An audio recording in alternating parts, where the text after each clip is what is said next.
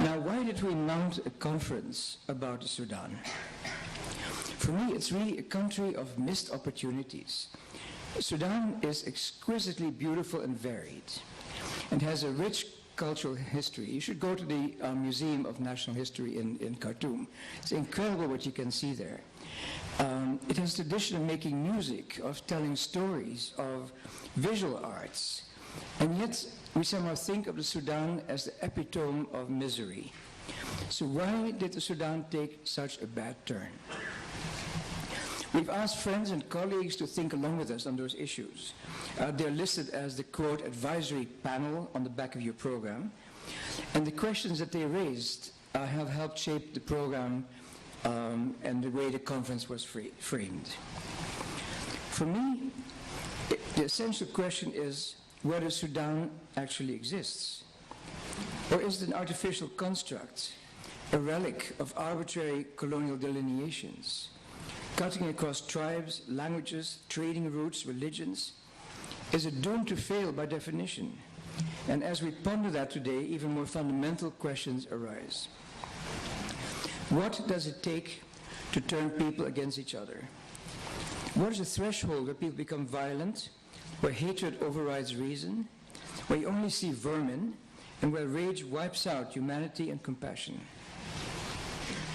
On the other hand, what if by magic peace were to descend on Sudan? Would it be enough to address the needs of a population that doubles every 20 years? Where 40% of the population is now under 15, whereas an abominable literacy rate, and a climate that grows harsher every year. Our colleagues at the Earth Institute have collected rain data, and you see how from 1950 to today, rainfall in the Sahel has diminished by about 40%. And meanwhile, the population has grown from 1956, when the last large census were done, to a point that there are about close to 40 million people, 36 million people in Sudan. How can the country support that? And with 1 million victims of the North-South War still being mourned daily, those things are not forgotten. So what is needed beyond simply getting peace to help Sudan emerge? Flying over to Sudan last summer, I wondered, how do people eke out a living from this seemingly infinite sandpit? It's the size of France, and even under the best of circumstances, there must be amazing ingenuity to just survive out of that intractably miserable landscape. And then flying over South Sudan, it also struck me you don't see one road. You see no infrastructure whatsoever. But there is lush green land. And when I was talking to Sudanese officials who are in charge of planning the recovery for South Sudan, they shared with me their despair over lack of trained human resources. They said, okay, you guys give money, we can buy schools, we can put up clinics, but where are the teachers? Where are the medics? Where are all these skills you can't buy? We have to nurture them. It's going to take time. Who is going to be with us for the protracted period it takes to build capacity? And where do you even begin? But for the moment, anyway, we should not fantasize about peace in Sudan because it's not there. Darfur is a violent hell, and the stability in the rest of the country is questionable. The south may split up into factions, and the east has rebelled. And all over Sudan, stakeholders are fighting among themselves. And the regime in Khartoum has proven to be absolutely superior in whipping up tensions among its many vassals. Divide and rule at the new level of mastery. As the Dean pointed out, the conference is meant to help us understand the complexities more clearly. Can the situation in Sudan be reduced to an epic battle between good guys and bad guys? If not, how many shades of gray are there? What can we learn about the nature of conflict? And does finger-pointing help? Can we still blame post-colonial neglect and Cold War cronyism?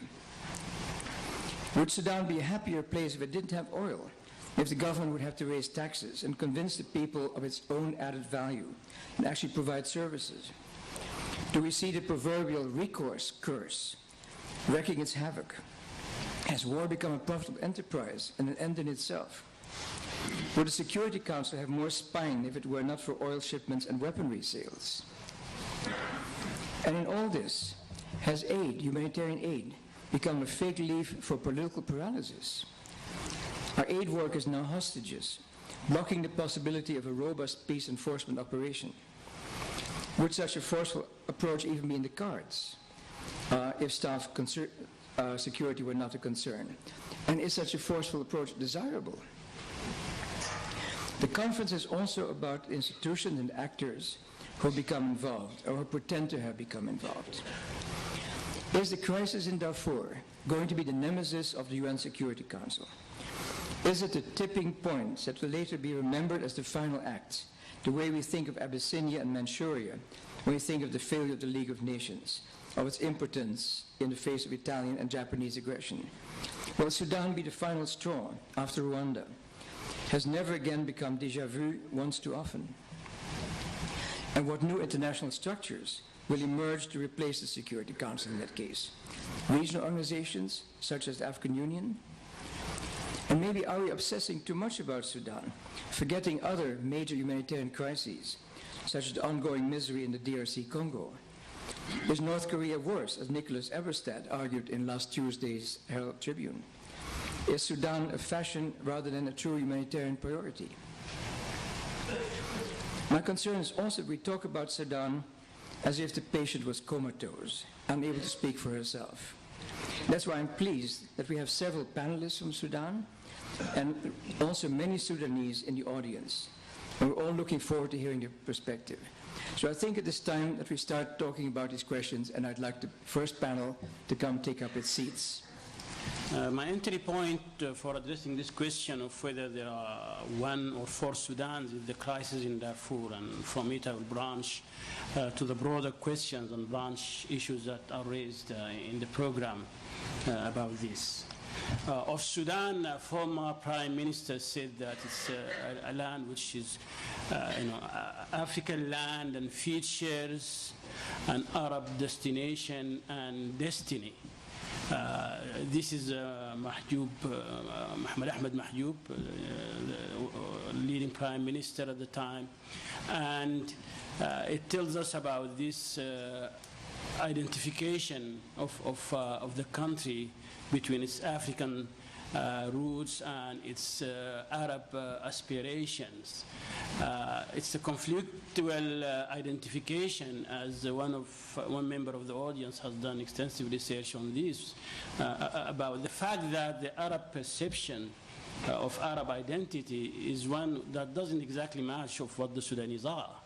And therefore, it's self-centric in the sense of being more oriented towards the north. Arabs see themselves as white, as the speakers of a prestigious language, and the Sudanese are therefore marginalized in the Arab world.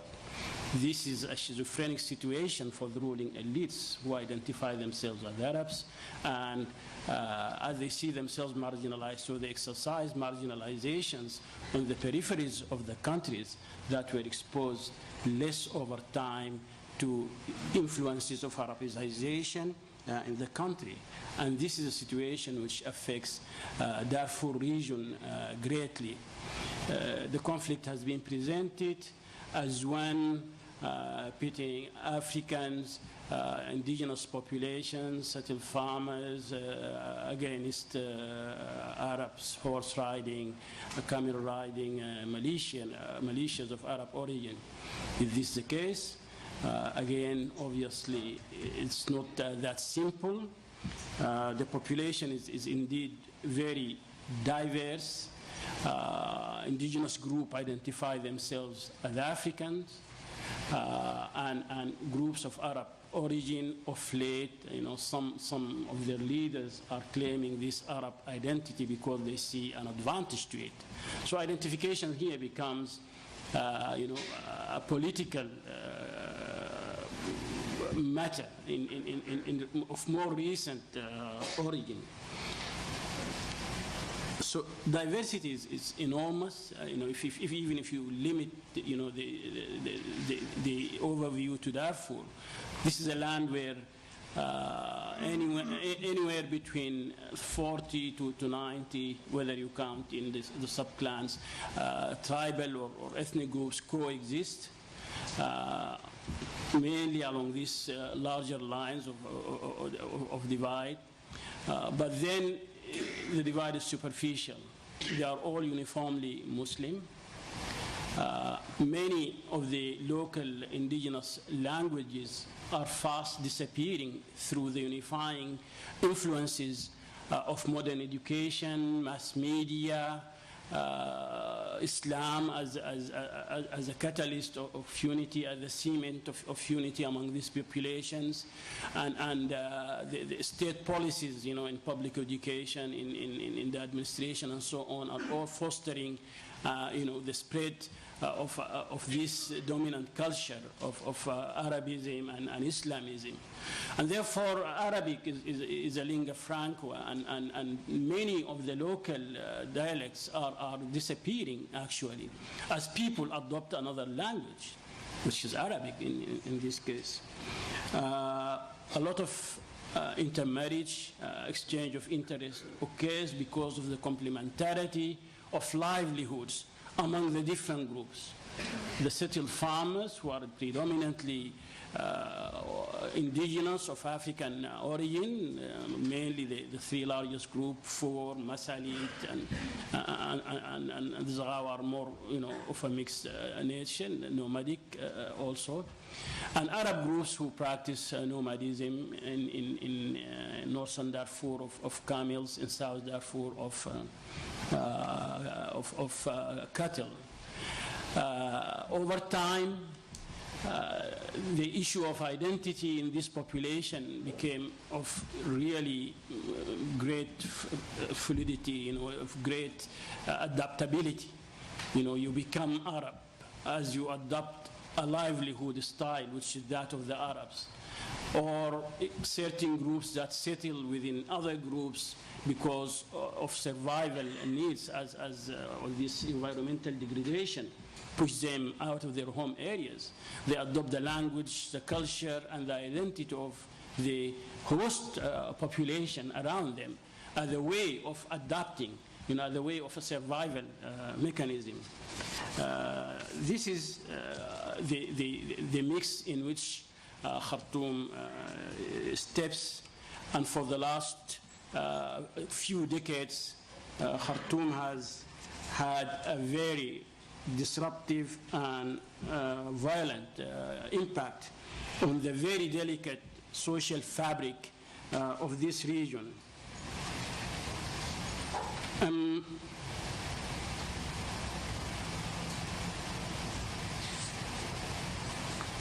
Of course, these groups, although they manage their diversity very wisely and through many mechanisms, such as mechanisms for conflict prevention and resolution through tribal reconciliation, and through the efforts and the initiative of traditional leaders, over time that influence eroded.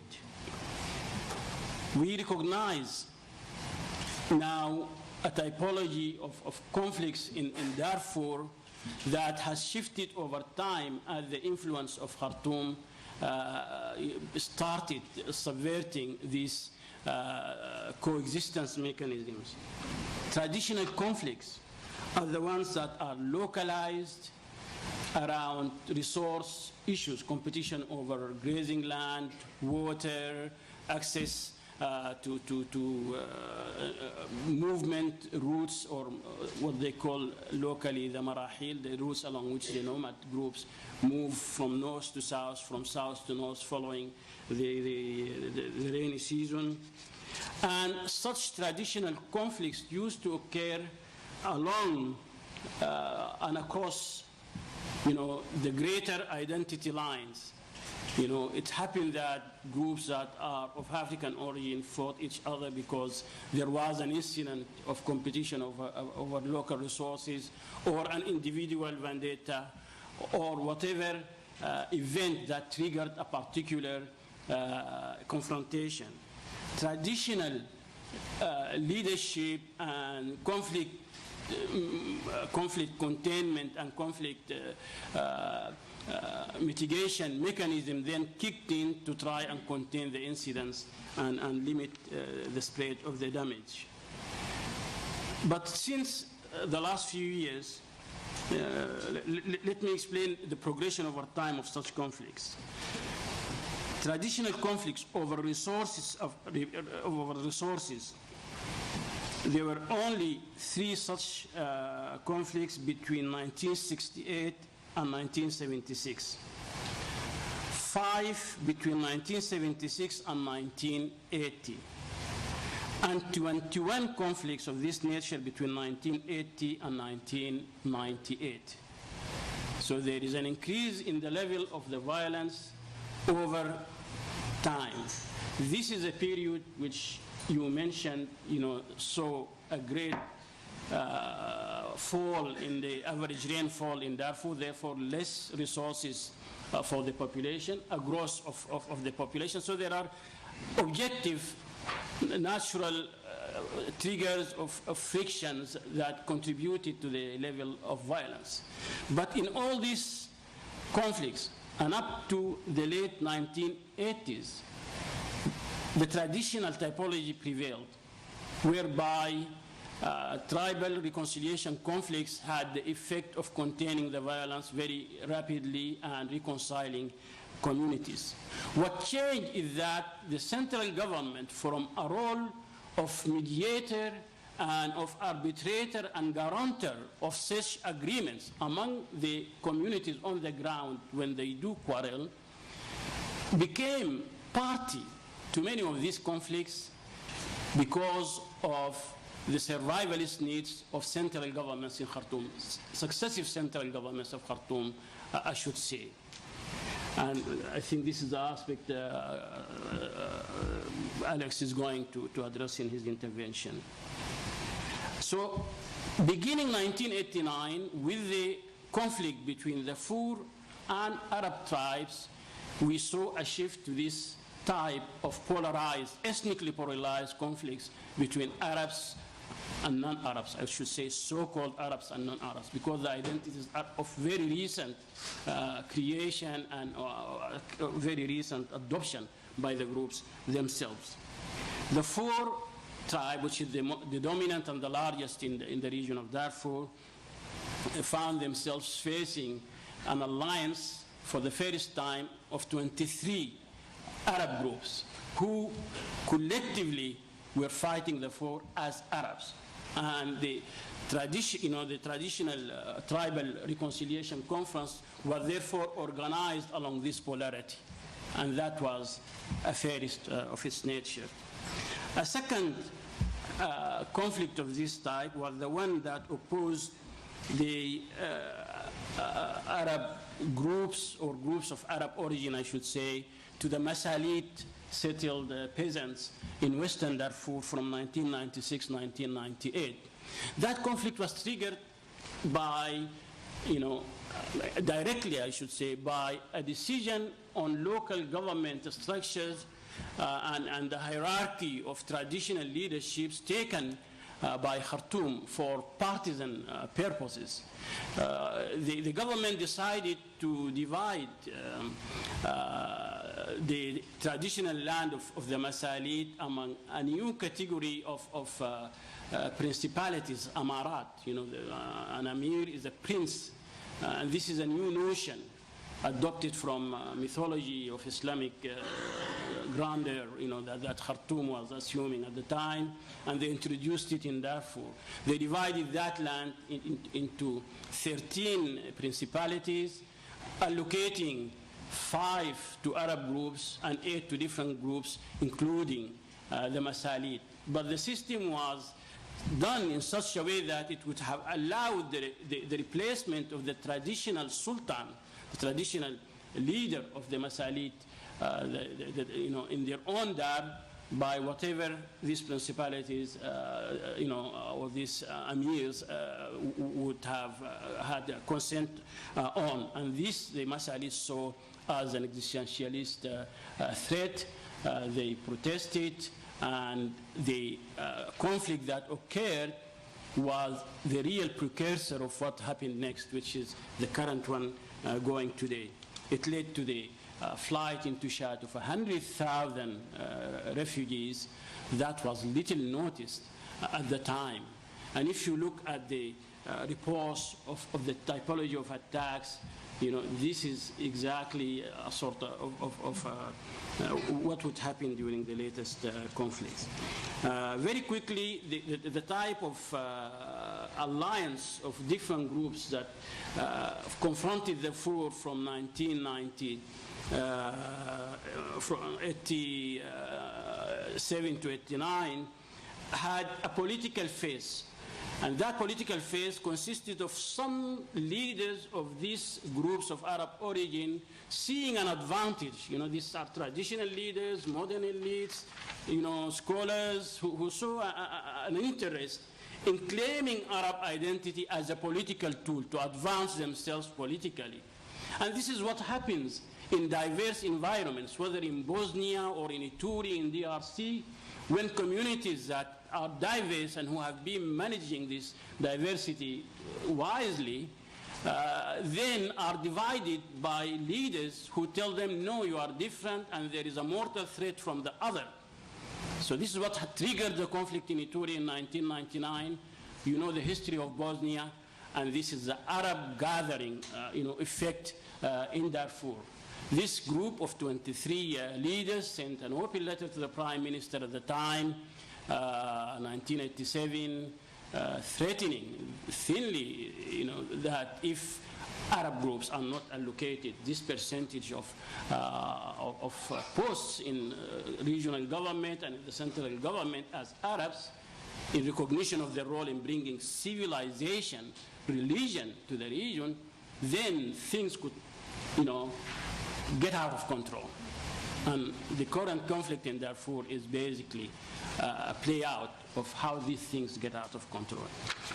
My last comments goes to the latest fighting in Darfur. It happened as of 1st of January 2007. The latest incidents occurred in just outside Niala, the capital of South Darfur, near Bulbul, a fighting between the Terjam, who consider themselves Arabs, and the Mahriya. These are the Rizigat of North Darfur, who are known as Abbala or camel herders. And it was a fighting over individual, incidences that got very quickly out of control. It got out of control because the Terjam and the Mahriya, the two poles of this fighting, were both incorporated into the government's counterinsurgency campaign during the first phase of what we know, you and me, as the Darfur conflict. That's to say, the one involving militia attacks against the communities of the Four and the Masalit and the Zaghawa. These are the so-called Janjaweed. But the term Janjaweed is, I deal with it with a lot of attention, because there are many Janjaweed. There are the Popular Defense Forces. Since the government came under pressure to dismantle its militias, it has absorbed many of these so-called Janjaweed into the border intelligence units, for example. And this is the case of the Mahriya group. They are in uniform and they are the border intelligence unit. Okay. The Terjam were absorbed in so-called the mobile police. Theoretically, they are supposed to follow, the movement of nomads and protect them, open the road. This is the traditional role of the mobile police, marahil, الشرطة, Shurtat al-Marahil, as they call them. They come in advance of moving nomads to alert villagers that the cattle are coming, or the camels, you get ready, and so on. But now, both the Terjam were armed by the government for the counterinsurgency campaign, and the Mahriya, who were armed by the government as intelligence, border intelligence units, are fighting over land liberated during the early phase of the conflict, land that belongs to Darfur, with land cruisers, modern up-to-date communication gear, field artillery that none in these regions had, and of course the clashes had deadly effects. The first round was of 100 killed, 80 from the Terjan, 40 from the Mahariya, and many more injured. There was fighting among these groups a couple of days ago. Is this the Janjaweed fighting over the spoils? I think the answer rather takes us back to the question for this session. Is there one or four Sudan? There could be definitely one Sudan, but the way the ruling elites are managing diversity in the country is creating 1,000 dispersed Sudans, basically encouraging division and confrontation rather than using diversity as an element of richness and of unity.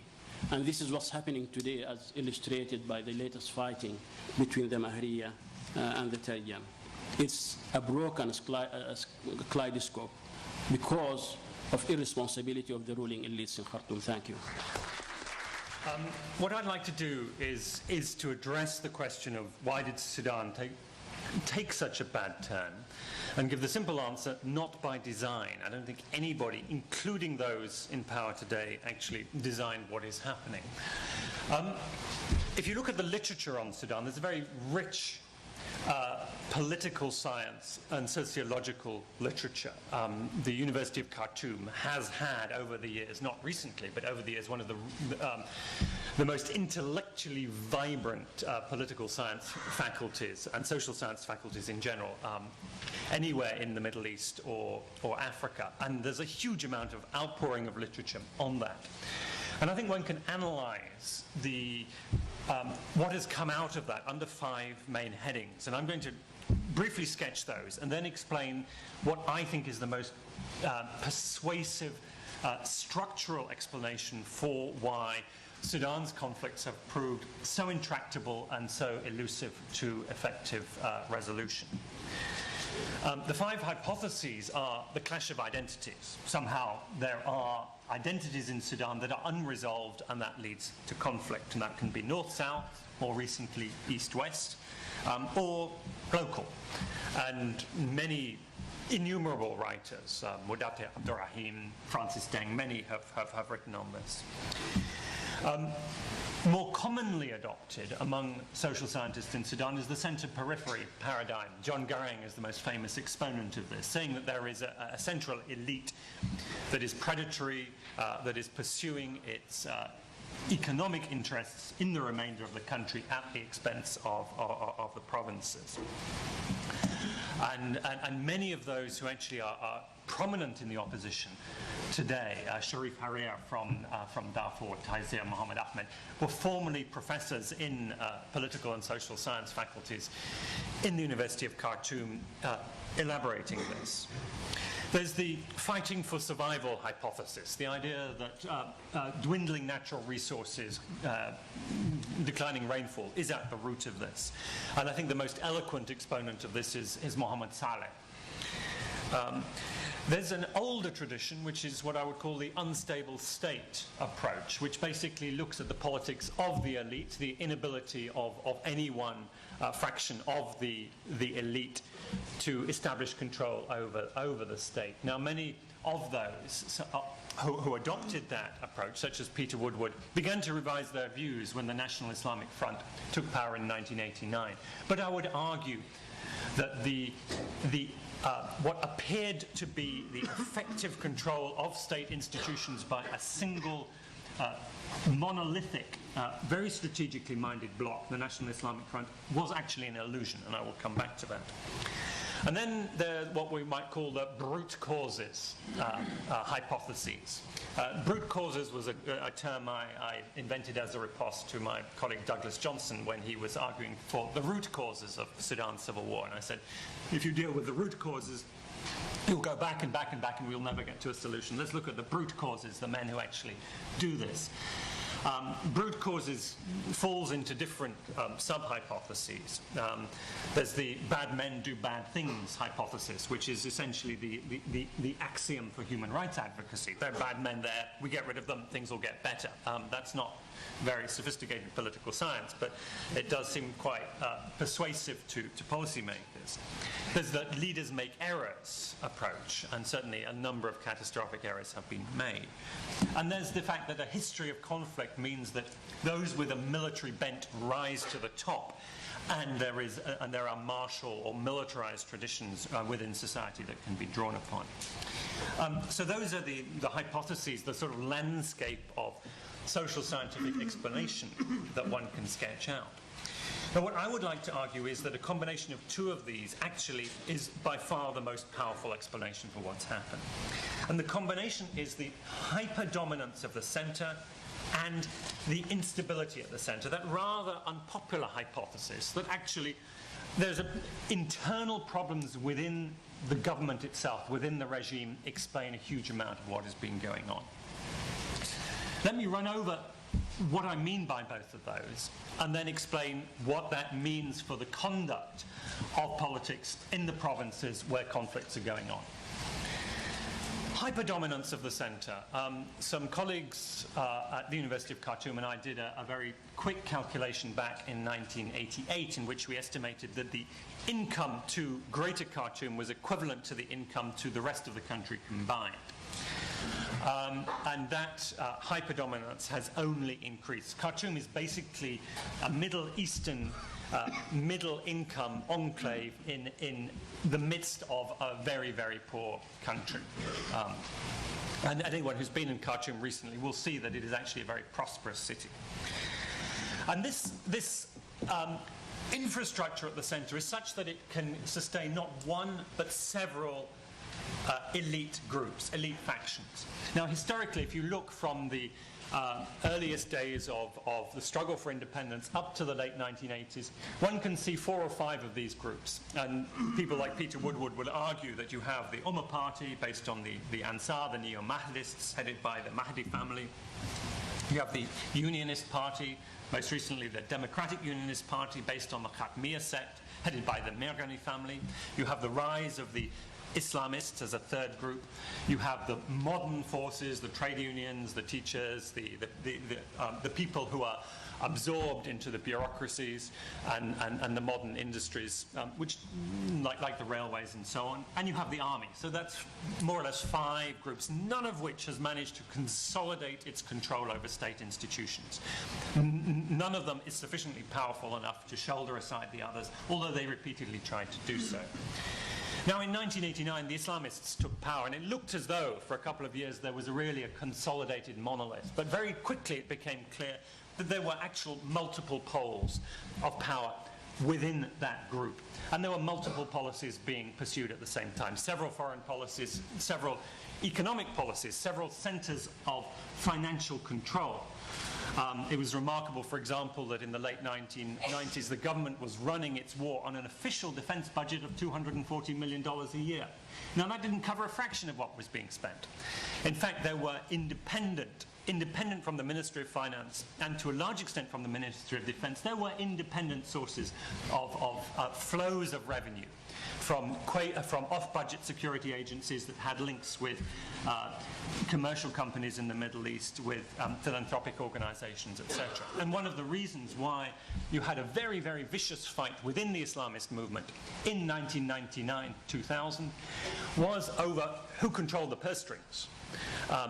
And there was a real fight over trying to sideline, marginalize independent Islamic banks to overrule the Ministry of Finance on one side and these attempts against the Islamic banks on the other. And that was partly in anticipation of oil revenue coming on stream, and who would control this big revenue? And President Bashir managed to shoulder aside his main rival, Hassan al-Turabi, but only by making major accommodations with a lot of independent power centers within the regime. And if you ever wonder what is motivating Bashir or the people around him, it is look close to home. Don't look to Washington. Don't look to the SPLA. Don't look to Darfur. It is always, I stick my neck out, most 90% of the time, it is the threat from within. That is what is motivating him. He wants to marginalize Turabi. The reason why he objects to UN troops, one of the reasons is most of his army has no problem with UN troops. But there's a number of militants who are aligned with another wing of the Islamist movement who have a big problem with UN troops, and he doesn't want to lose those. Now, in comparison to this elite, this hyper-dominant center that can support these multiple competing elites, none of which really control the state, so the state remains weak. The provinces between them cannot support a single coherent elite. Not one. The closest you get to it is the SPLM in the south. And the cultural resources of the center, the media, the educational institutions, I think go a long way to explaining the whole process of cultural change in the provinces. Now, the hyper-dominance of this center means that the mercantile classes, the business classes, can prosper despite instability in the provinces. There is Khartoum has been booming for the last 10 years. It didn't boom in the early 1990s, but it was booming for 15 years before that. It's taking off. It's a very, very prosperous economy in the center north of Sudan. The rest of the country, not at all so. Now, one of the products of this constant second-guessing reshuffling of elites within the center is that in order to be informed about day-to-day politics in Sudan, you have to know how every individual is positioning himself, and they're almost all men, almost on a day-to-day basis. There's this constant flux, there's this constant gossip. And it means that there's a sort of structural perfidy in the system. You make an agreement, that agreement lasts only so long as that particular alignment of political forces is in play. When one individual goes down or another one goes up, you have to rethink. It is no longer functional. It no longer holds water. It also means, on the other side, that there's a remarkable sociability. There is a remarkable area in social interactions in which members of the elite put aside their political differences and are ready to deal with each other on a remarkably civilized basis. They may be killing each other, perhaps, in the provinces, but when they meet in a neutral territory, they'll be remarkably friendly. And one of the reasons for that is everyone is always second-guessing the future. Perhaps this person will change his position next year, and he will be the person I will be doing a deal with. Now, what this means for the provincial elites is that they have several strategies. If you talk to a leader of provincial elite, be it John Garang, be it the leaders of the SLA, the leaders in the East, they always repeatedly aspire to two things. One is a sort of grand union of the marginalized. All the marginalized from the north, from the far north, the south, the east, the west, the Nuba Mountains will come together, will be a demographically dominant bloc that can change Sudan, create a new Sudan. It never happens. Every time you have a democratic opening, such as the one Suliman Baldo was instrumental in engineering back in 1985, you have a brief moment of rural solidarity of these provincial groups coming together. It never lasts long. They simply don't have the political infrastructure to compete against the dominant elites. They don't have the money, above all. They don't have the media. They don't have that organization. And then the other thing they aspire to is to set up a regional center of state power and accumulation that can rival Khartoum. So that in the south they're trying to do this with Juba. But Juba is tiny compared to Khartoum, even with oil revenue. It will be many, many years before Juba can even compete with one of those elites in Khartoum, let alone Darfur. The Darfurians want a region, and the reason why they want an autonomous region is they want that to be a center in which aid money and other resources can flow in so they can build their political infrastructure. That's a remote dream. Frankly, it's not going to happen. So what do they do in practice?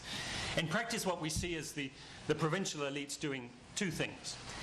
They try and make bargains with the central elites, and quite often you will see a politician from Darfur or from the east or from the south attaching himself successively to, let's say, the military, or to the Ummah party, or to the Unionist party, or to the Islamists, and bouncing around from one to the other trying to get the best deal. And in order to build up his, and again they're almost all men, with the exception of one notable leader of the Bija Congress, a lot of their resources that they get actually go into trying to build up their own personal following. In other words, corruption. Or they go to neighboring states. They go, in the case of the Southerners, to Ethiopia, to Uganda, to the United States, or in the case of the Darfurians, to Libya and Chad, and try and get a patronage relationship there. And that, of course, is a very hazardous strategy, because those states' interests can change and you can be left high and dry. And what this, I think, means is that we have a situation in which both the provincial elites are in a state of flux, and the central elites are in a state of flux. If you had one consolidated centre, at least they would know who to hang on to. At least you would have a deal that could last for some period of time. Instead of which, what happens is that each provincial politician, in trying to make the deal, has only two things to offer.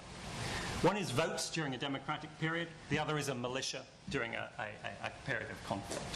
And the central elite, partly in order to pursue the war at low cost because of the financial crisis, the persistent financial crisis of the state, will resort to sponsoring divide and rule amongst these local militia. That came about not in the 1980s, not because of some evil design, but simply as an ad hoc response to the financial stress at the centre, the political difficulty of creating a sufficient consensus in favour of spending a lot more money on the army and introducing the draft, and the fact that it was actually very, very easy to do, given that you had provincial elites ready to connive in this strategy. And that has intensified over the years, to the point at which within the ruling elites, particularly within the military in Khartoum, you have people who say this has now gone so far out of control that the army can never hope to control Sudan again, and that what we have to do as an army is to begin to rein this in. My last points, therefore, are going to relate to the difficulties of making peace under these circumstances. I was involved in advising the peace negotiations in Abuja, trying to bring an end to the war in Darfur last year. Didn't succeed. And I think one of the main reasons it didn't succeed is that what we had in our formal conference room a bit like this was we had the government delegation on one side, the movements on the other side, the mediation across the middle in this sort of table. It looked a bit like a formal interstate negotiation. Actually, what was going on were multiple processes of political bargaining. You had the movement's leaders trying to outbid one another in attaching themselves to groups at the centre. And they weren't interested in the material fact of the compromise, they were interested in power and what was the best person to hang on to. And given that Khartoum was in flux, they were nervous to strike a deal with somebody who the next day might be marginalized, and quite rightly so. The person who made the best offer, Ali Osman Mohammed Taha, the vice president, was effectively marginalized in government over the subsequent weeks. They were also trying to trade with the Chadians, the Eritreans, the Libyans, and others. And then within the government, you had different groups trying to second-guess each other. Some of the most interesting sessions were in which the head of the delegation, Majzoub al-Khalifa, senior member of the Congress Party, was at really very considerable odds with his own generals, and particularly over this issue of the militia. The generals did not like the militia, and I believe that was genuine. They realized that the militia were out of control, and large parts of Darfur are really areas in which the army can only go by negotiating with the militia. And they didn't like that. Their political masters had a different strategy. So until there was some consolidation of control and strategy at the centre, and its concomitant a willingness to make the sort of political sacrifices necessary for peace, frankly, that peace wasn't going to come. And until the movements themselves were also in a position to exercise that type of leadership based on some coherence, that peace was simply not going to come. And I'm afraid that's a somewhat pessimistic conclusion. But I think that's more or less where we are in Sudan today. Speaking last has its advantages and disadvantages. The disadvantage, of course, is that the ground you wanted to cover may have been covered by the two who spoke before you. And the advantage is that, of course, you can walk on the ground they've covered, to sort of stand on their shoulders, so as to say. Look at a few things which could not have been looked at given the time limits. Well, I want to begin first by just indicating shared ground. I think all three of us are agreed that the key question here is analysis. How do we analyze the situation in the Sudan? That before rushing to the question of what to do, it's absolutely vital to be clear, I would say, about the kinds of analyses being presented today, and to distinguish between two main forms of analysis, the alternative before us. The first one tells us that the situation in the Sudan is to be understood as either a racial or a subset of racial ethnic conflict, Arab versus Africa.